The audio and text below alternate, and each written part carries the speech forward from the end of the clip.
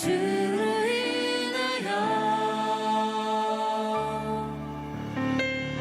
나는 오늘 피었다 지는 이름 없는 꽃과 같네. 바다에 있는 파도 안개와 같지만 주는 나를 붙드시고 부르짖음 들으시며 날 귀하다 하시네.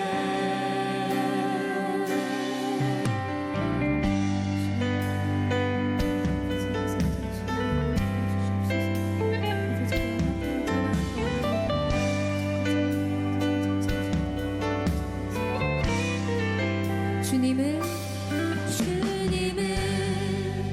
나의 죄를 보시고 사랑의 눈으로 나를 일으키시네. 바다를 잠잠하게 하시듯 내 영혼의 폭풍 고요케 하시네. 아멘. 나로 인함이 아닌 주가 행하신 일로 나의 행함이 아닌 오직 주로 인하여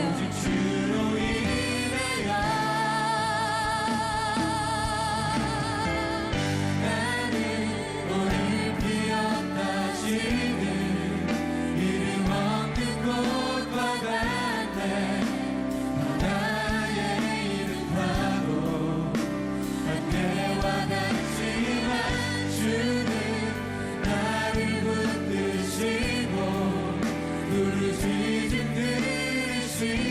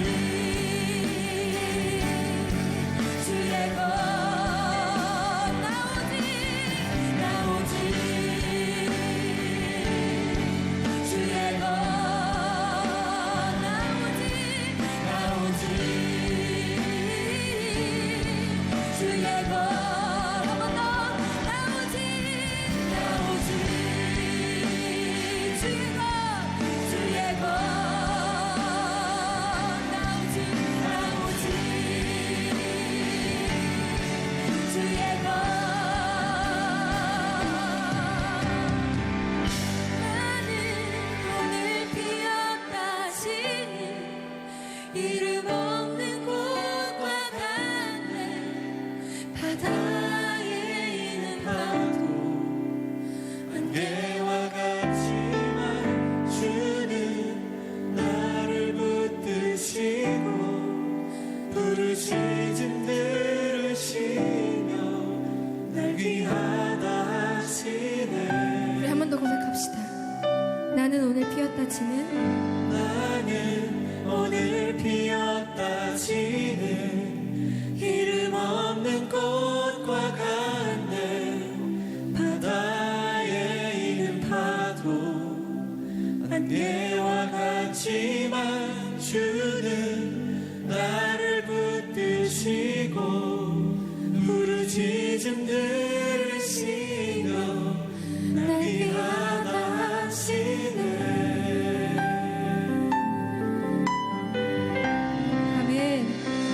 정말 주님은 우리를 너무나 사랑하십니다. 우리가 어떠한 모습을 가지고 있건 있는 모습 그대로 귀하다 하십니다. 여러분 그 주님께 반응합시다. 그 사랑의 주님께 우리 사랑의 노래로 올려드렸으면 좋겠습니다.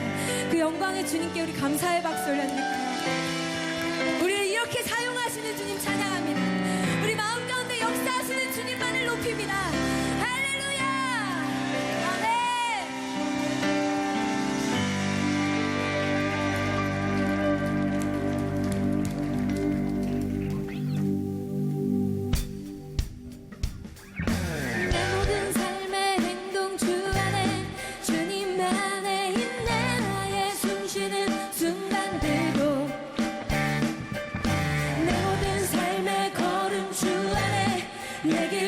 주 안에 나의 숨쉬는 순간들도 함께 Singing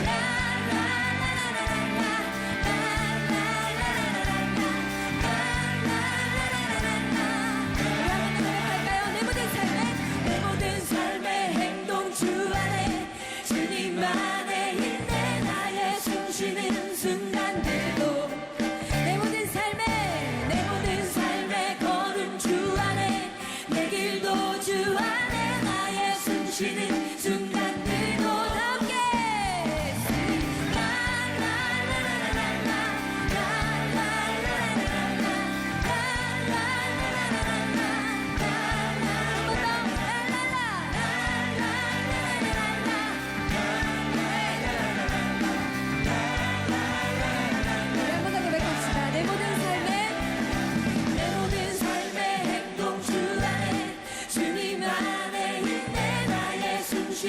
순간들도 내 모든 삶의 걸음 주 안에 내 길도 주 안에 나의 숨쉬는 순간들도 주님께 Singing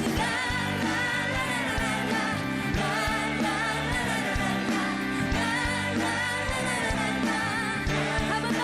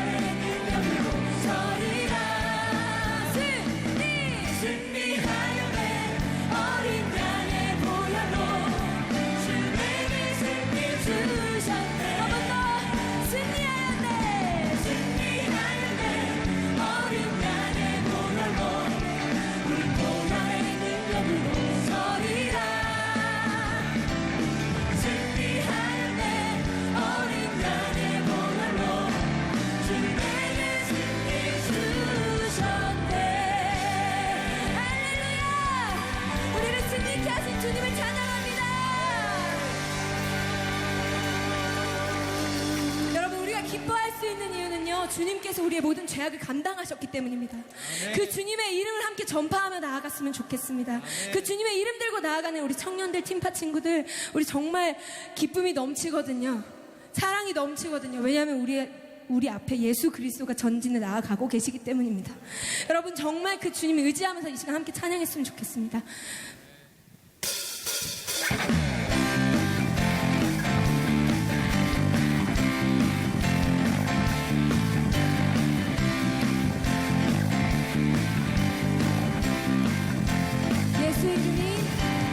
예수 이름이 온 땅에 퍼져가네. 아멘.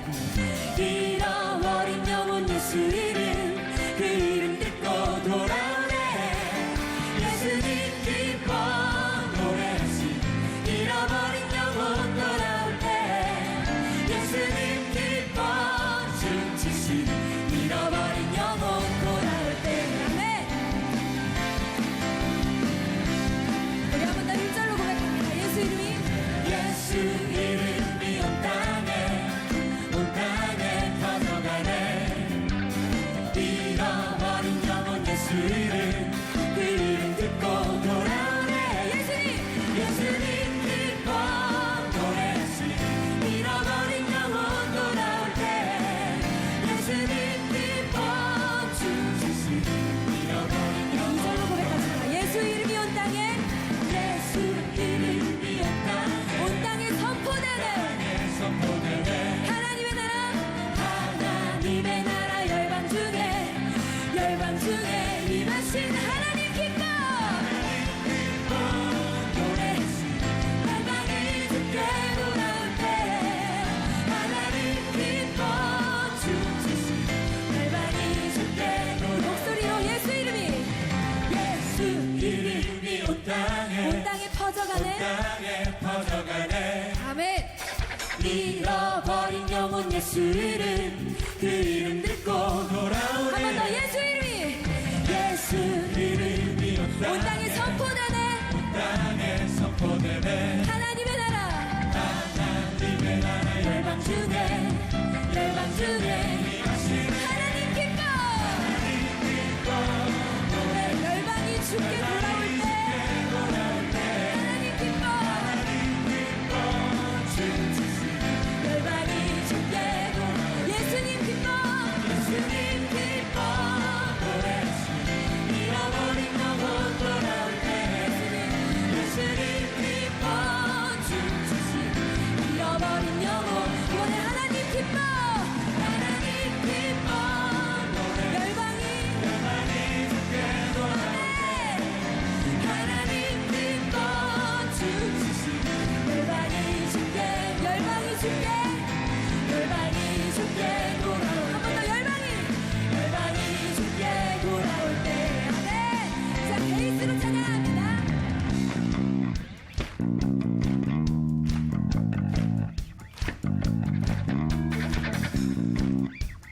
자, 주님 앞에서 우리 기쁨으로, 자유함으로 노래하며 나아갑시다. 주잡이 춤추게 하네.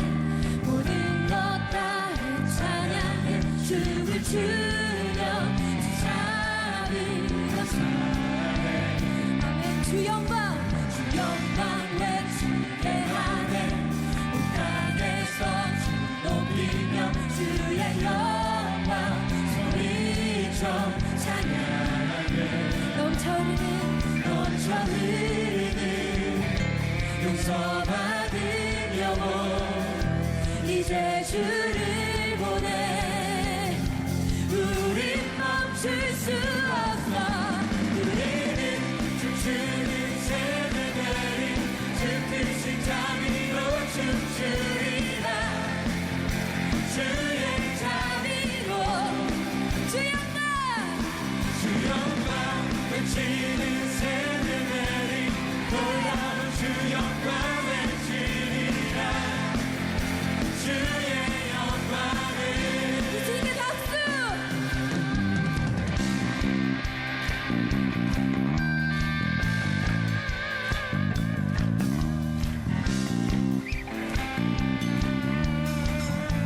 우리 한 번 더 찬양합시다. 주잡이 춤추게 하네 모든 것 다해 찬양해 춤을 추며 주 자비와 찬양해 주 영광 외치게 하네 영광 외치게 하네 온 땅에서 주 높이며 주의 영광 소리쳐 찬양하네 넘쳐 흐르는 넘쳐 흐르는 용서하는 영혼 이제 주를 보내 주를 보내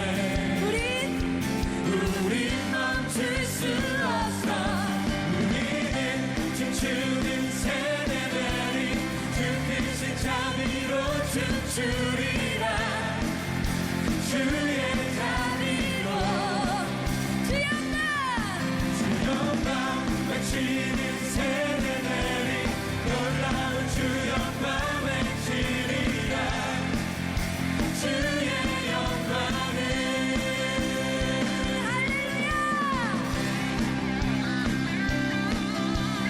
우리가 외치는 그 주님의 이름은 정말 모든 이름 위에 뛰어나신 이름입니다.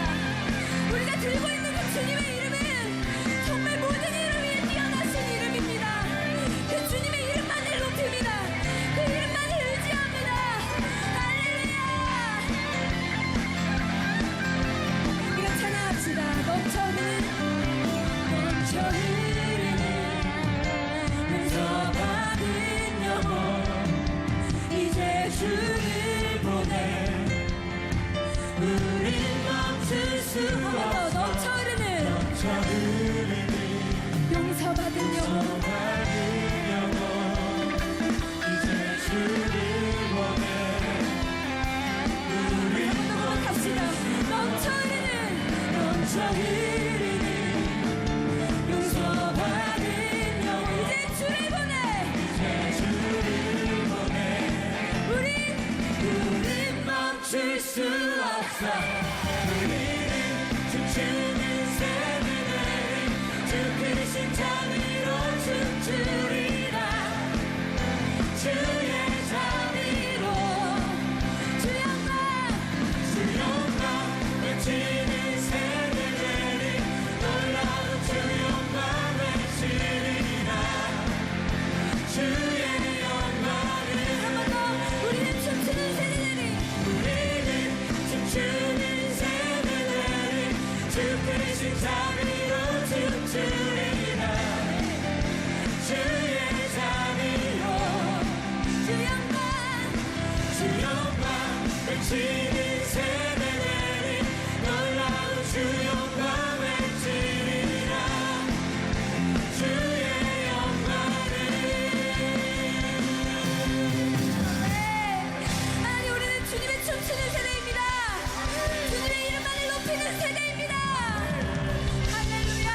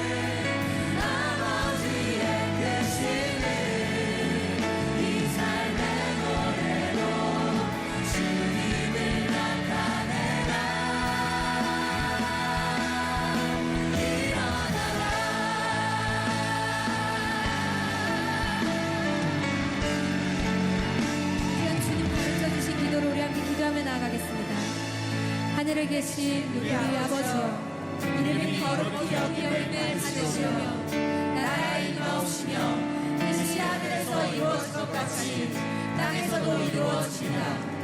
오늘날 우리에게 일용할 양식을 주옵시고 우리가 우리에게 죄진 자를 사하여 줄 것 같이 우리의 죄를 사하여 주옵시고 우리는 시험에 들게 마시고 다만 악에서 구하옵소서. 나라와 권세와 영광이 아버지의 영원히 싸움나이다. 나라와 권세와 영광이 아버지의 영원히 싸움나이다. 아멘. 일어나라 일어나라 아버지 사랑으로 아버지 능력으로 서로 하나 되어 그 빛을 비추라. 노래하라 아버지의 사랑을 아버지의 크심을 이 삶의 노래로 주님을 나타내라.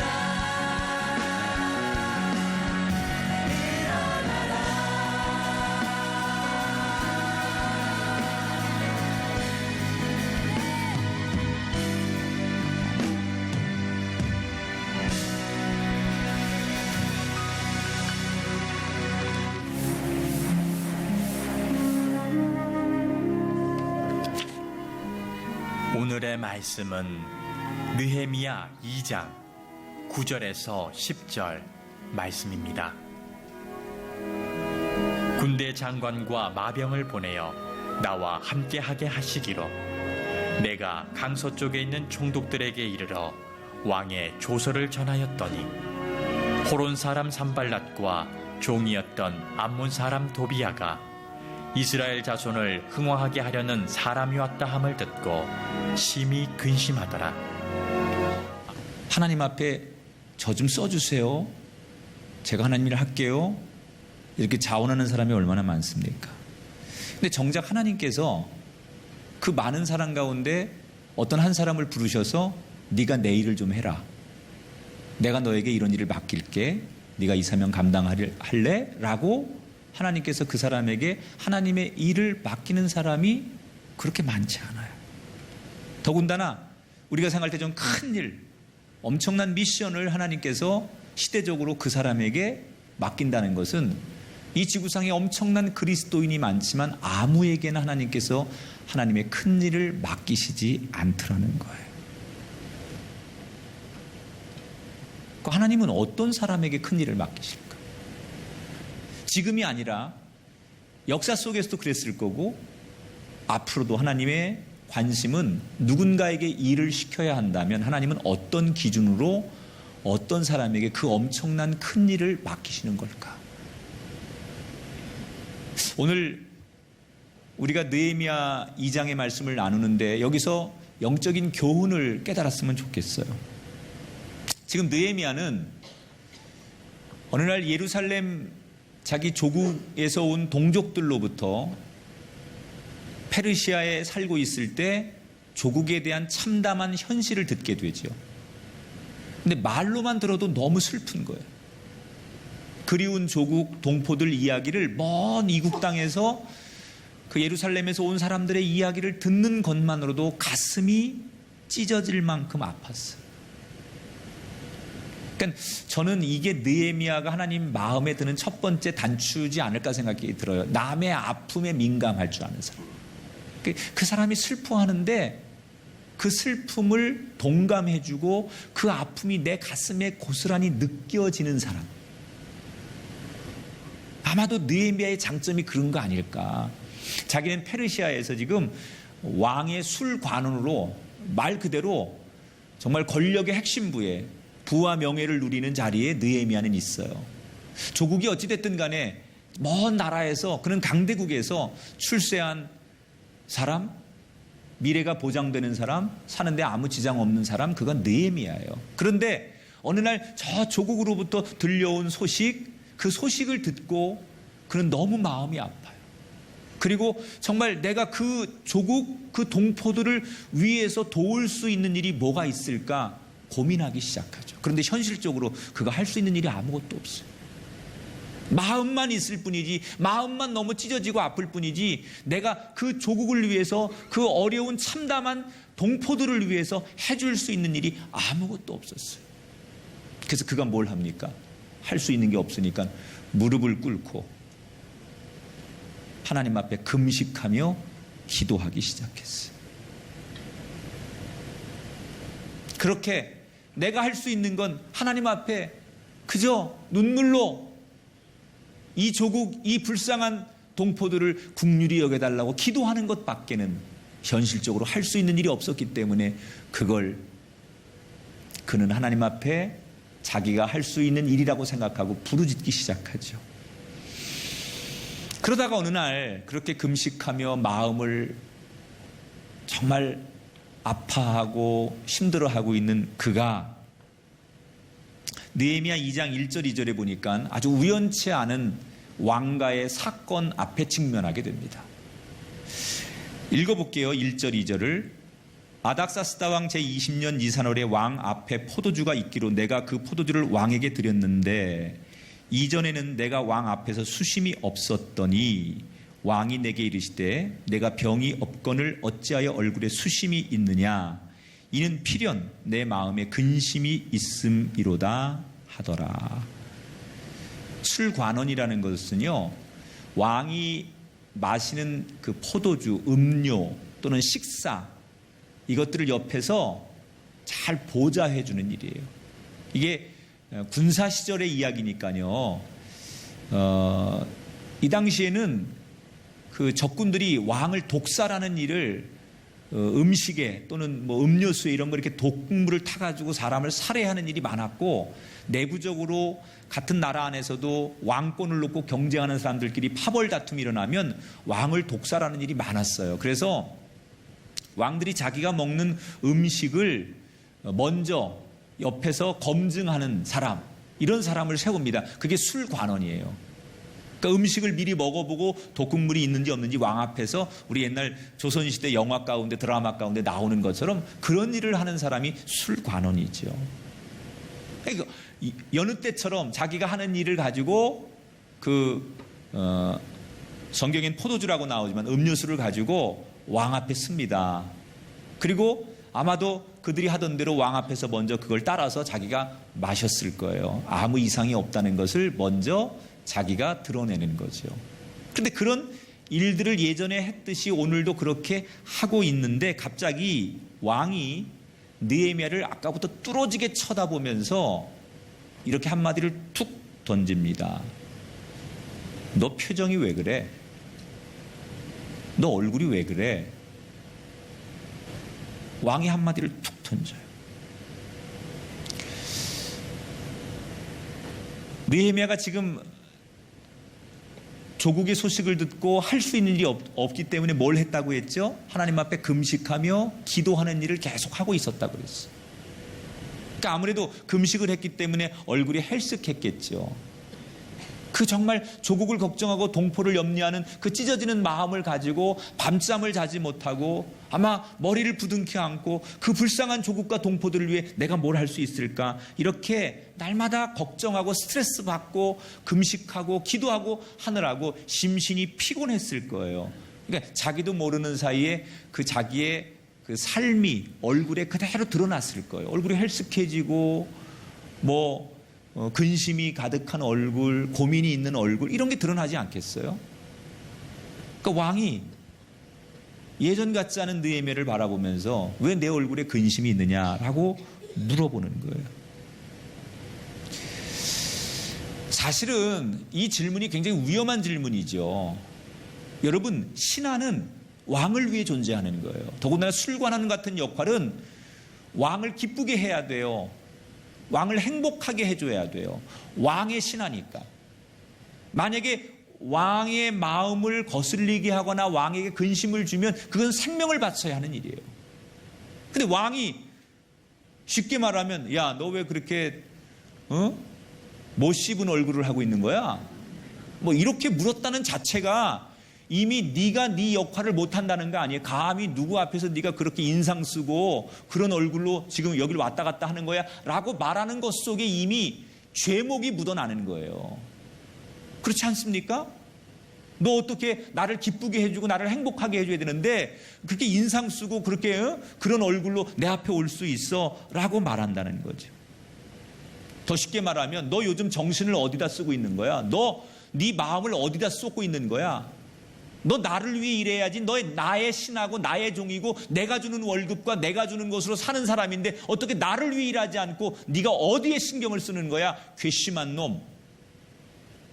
그리고 질책할 수 있는 상황이에요. 너 왜 그래? 라고 하는 이 물음 앞에는 사실은 결과를 예측할 수 없는 그 질문이지요. 그런데 저는 이게 하나님의 도우심이라고 생각해요. 분명히 이게 느헤미야에게 위기인데 하나님께서 그 순간 강하게 아닥사스다 왕의 마음을 움직이셨던 것 같아요. 두 가지 중에 하나예요. 이 괘씸한 놈 어디서 이런 얼굴을 하고 내 앞에 나타나 당장 이놈을 쳐라 뭐 이럴 수 있잖아요. 그런데 아닥사스당이 뭐라고요? 너 근심 있어? 왜 그래? 내가 뭐 도와줄까? 아닥사스당이 그렇게 말을 하는 거예요. 전자처럼 말해도 문제가 없어요. 전자처럼 말해 어쩌면 정상이에요. 그런데 뭐라고요? 내가 너 뭘 도와줄까? 너 걱정 있으면 얘기해봐. 아마 그날 아닥사스당이 굉장히 기분이 좋았나 봐요. 집에서 와이프하고 싸우고 나왔으면 굉장히 안 좋았을 텐데 아마 기분이 좋았던지 느헤미야를 보면서 뭘 도와줄까 이렇게 묻지요.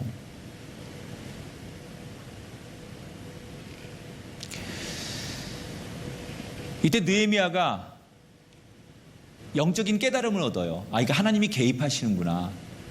지금 왕과 대화를 나누는 과정 속에 하나님이 뭔가 역사하시는구나 라는 생각을 느헤미야가 얼핏 하지요. 그리고 아마 속으로 기도했을 거예요. 왕이 질문 앞에 내가 너 뭘 도와줄 일 있어? 라고 묻는 물음 앞에 그는 잠시 마음속으로 하나님 앞에 정말 짧지만 아주 굵고 강력한 기도를 했을 거예요. 하나님 역사해 주세요. 하나님 지금이 찬스예요.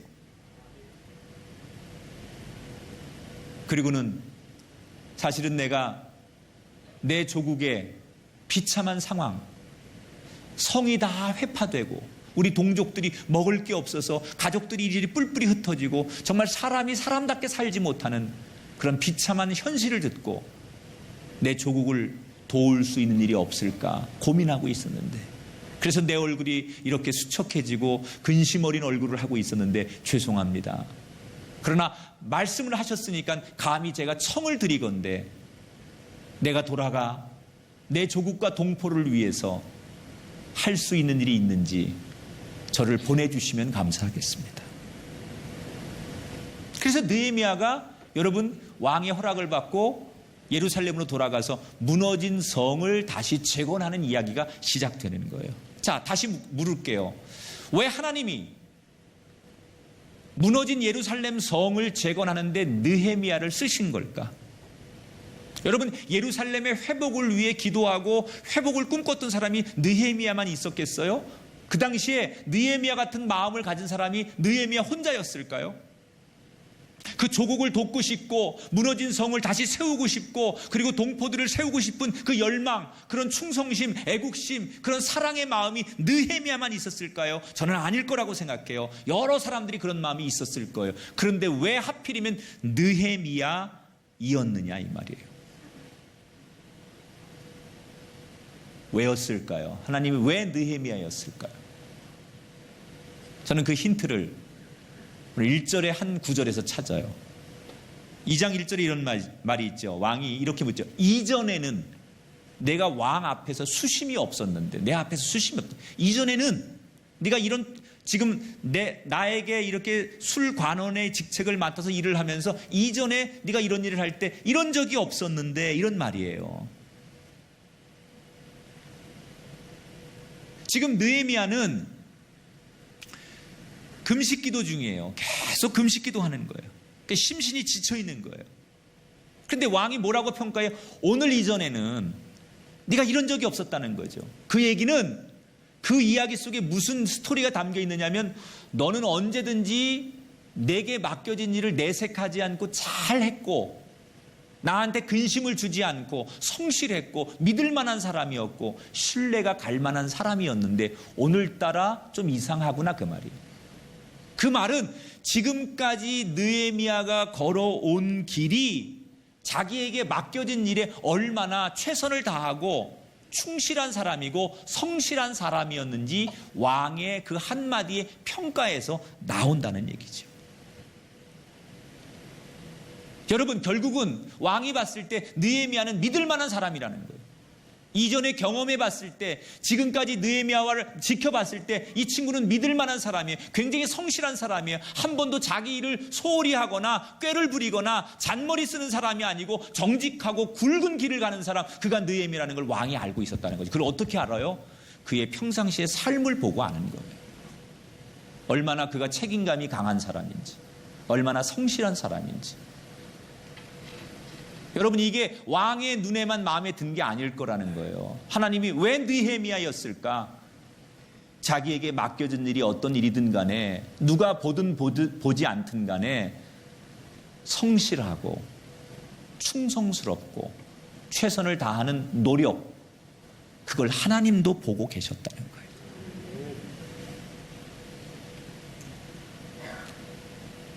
왜 느헤미야였을까라고 하는 질문에 첫 번째 대답은 그의 성실함 때문이라는 거죠.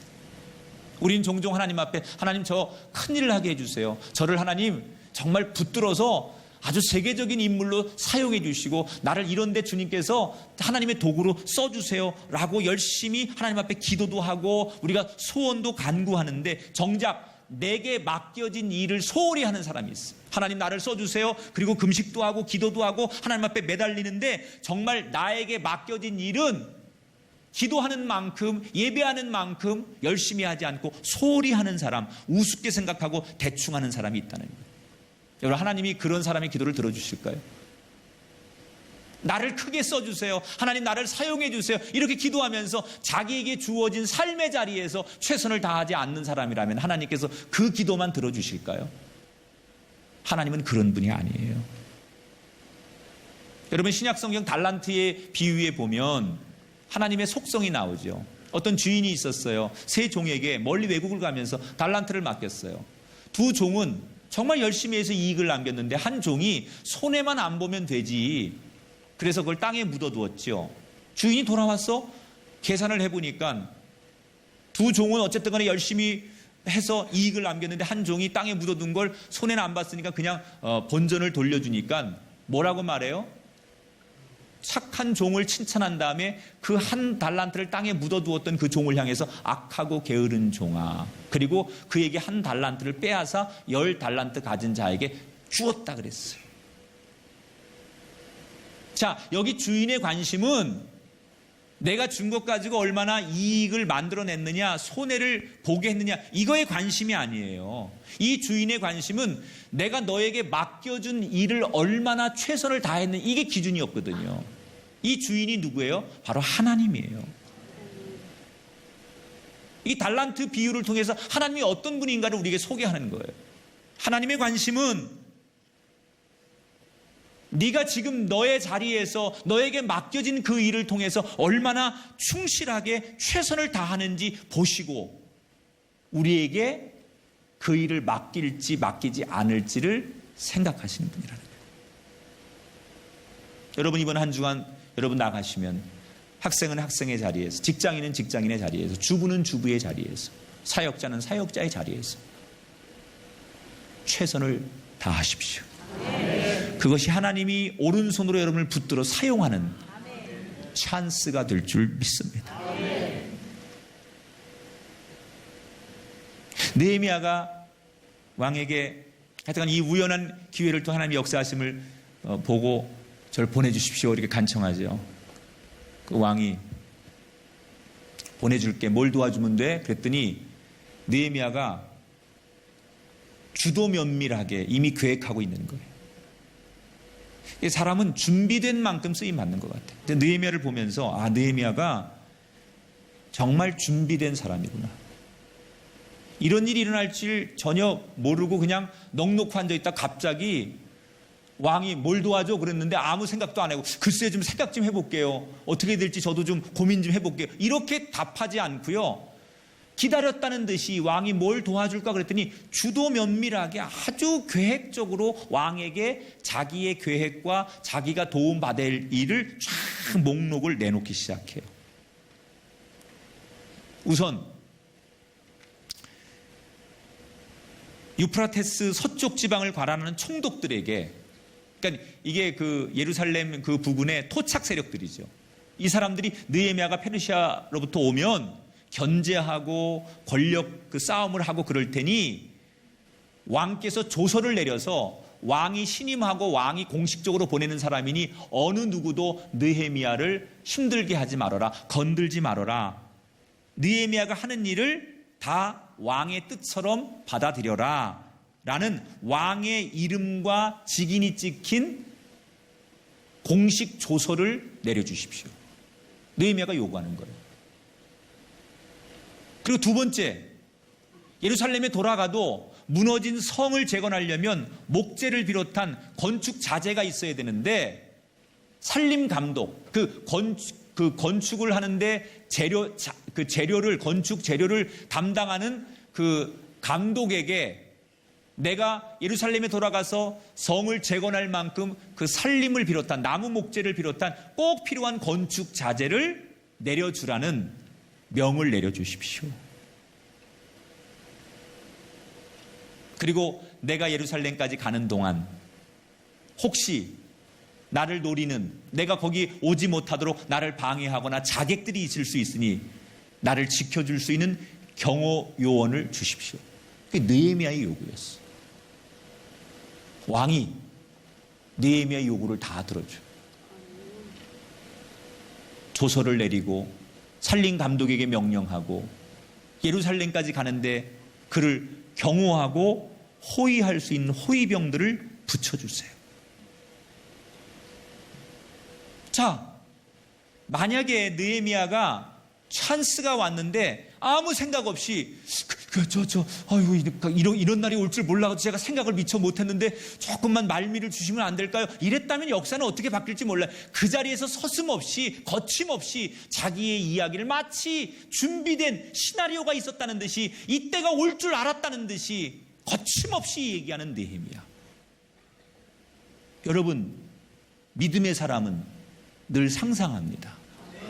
늘 계획합니다. 주님이 내게 이렇게 물으실 때 이렇게 말하리라, 이렇게 내가 쓰임 받으리라, 이렇게 내가 내 고백을 하리라. 이런 계획이 있는 사람, 날마다 그런 꿈을 꾸는 사람, 그 사람이 쓰임 받는 줄 믿습니다. 여러분, 오늘도 꿈꾸십시오. 내일 아침 주님이 여러분에게 말씀하실 것을 기대하며 꿈꾸십시오. 머지않아 여러분에게 주님께서 내 소원이 뭐냐고 물으실 때 여러분 거침없이 여러분의 비전과 계획과 소원을 이야기할 수 있는 준비된 그 사람이 되시기를 축원합니다. 자, 그런데 느헤미야가 금식하며 기도했다고 했잖아요. 그가 금식 기도를 한 다음에 왕에게 허락을 받기까지 얼마나 걸렸을까요? 일주일? 한 달? 얼마나 걸렸을까요? 금식 기도에서 얼마를 금식 기도했길래 하나님께서 그 금식 기도를 들으시고 이 사건에 개입하신 걸까? 자,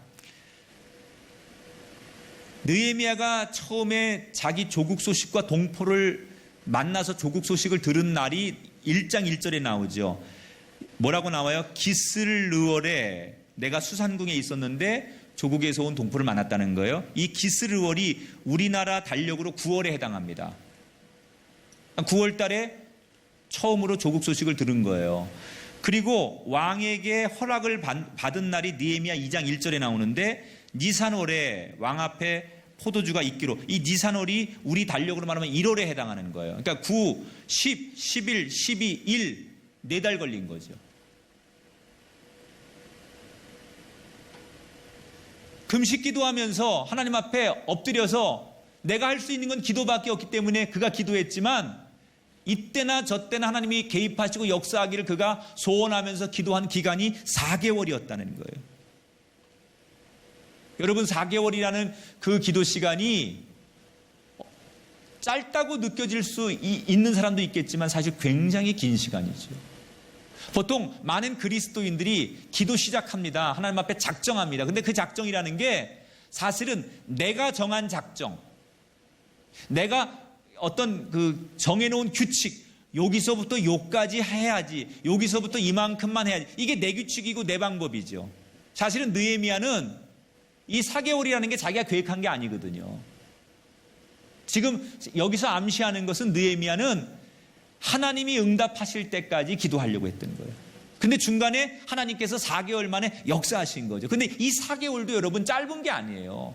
그가 만약에 금식기도 했어요. 그리고 하나님 앞에 엎드렸어요. 그런데 일주일이 지나도, 한 달이 지나도, 아니 2달, 3달이 지났는데도 응답하시지 않아요. 그러니까 이건 내 힘으로 안 되는 거구나, 하나님이 원하시지 않는 거구나. 그리고 그가 기도를 중단하고 금식을 중단했다면 이런 역사 나타났겠어요? 그는 뭘 한 거예요? 응답하실 때까지 끈기 있게 멈추지 않고 기도의 줄을 놓지 않았다는 거예요. 하나님이 왜 느헤미야였을까에 대한 이유가 저는 두 번째라고 생각해요. 믿음의 끈기를 놓지 않았다는 거예요.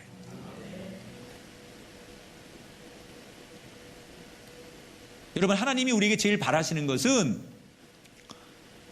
유창한 기도가 아닌 것 같아요. 멋있는 기도가 아닌 것 같아요. 하나님이 우리에게 원하시는 것은 포기하지 않는 믿음이에요. 오늘 뜨거웠는데, 오늘 이번 여름엔 선교를 막 열심히 나갔는데 연말이 돼가지고 갔다 온 후유증 때문에 지금 내가 하고 있는 이 귀한 사역들을 쉬거나 내지는 교회를 내가 그 열정만큼 못하고 이만큼 했으니까 이만큼 쉬는 것 때문에 공백이 생긴다면 내 열심이 무슨 의미가 있어요? 하나님은 어제나 오늘이나 내일이나 동일하기를 원하신다는 거예요. 응? 겟세마네 동산에서 예수님께서 땀방울이 핏방울 되기까지 기도하셨다는 건 뭐예요? 끈기 있게 하셨다는 거예요. 왜 느헤미야였을까? 그런 기도의, 그런 믿음의 끈기, 이것이 하나님 눈에 그 많은 사람 가운데 너일 수밖에 없었던 이유였을 거라는 거예요. 지금으로 말하면 낙심하지 말라는 거예요. 절망하지 말라는 거예요. 여러분, 하나님은 포기하지 않으면 반드시 응답하십니다. 여러분을 도우십니다. 난 여러분에게 이 느헤미야의 선택, 느헤미야의 이 아름다운 하나님과의 만남이 여러분의 사건이 되기를 주의 이름으로 축복합니다. 여러분에게 이제 맡겨진 일들이 세상에 가면 많이 있을 거예요. 최선을 다하십시오. 언젠가 안 하는 날이 올 수 있어요. 언젠가 그만둘 수도 있어요. 언젠가 그 일을 손 뗄 날도 올 거예요. 그러나 그날이 오기 전까지는 최선을 다하셔야 돼요. 그게 하나님의 뜻이에요. 그게 하나님이 여러분을 그 상황에서, 순간에서 좋게 보시고 들어쓰시는 이유가 될 거예요. 내가 언젠가 그만둘 거니까 대충 하지 뭐. 내가 원하지 않는 일이니까 대충 하지. 나한테 별 유익이 되지 않으니까 이거 내가 열심히 할 필요 없어. 여러분에겐 그게 위로가 될지 몰라도 하나님은 여러분을 보시는 시각이 달라요. 부당하고 힘들어도 여러분 그 일 앞에 최선을 다하는 게 기도고, 그게 신앙이고, 그게 믿음의 고백인 줄 믿으십시오. 그리고 여러분 하나님을 신뢰한다면 포기하지 마세요. 끈기를 가지고 믿음의 줄을 더 움켜잡고, 그게 한 달이, 2달이, 3달이, 4달이 걸려도 응답하실 때까지 그렇게 매달리는 여러분에게 하나님이 여러분을 신뢰하는 날이 올 줄 믿습니다. 하나님의 신뢰, 그게 느헤미야에게 나타났던 것처럼 오늘 이 말씀 앞에 엎드린 우리에게도 그 하나님의 신뢰의 은총이 임하여져서 여러분 정말 하나님이 우리를 보고 네가 했으면 좋겠어 라고 우리에게 그 일을 맡기시는 그 선택된 그 한 사람이 되시기를 주님의 이름으로 축복합니다.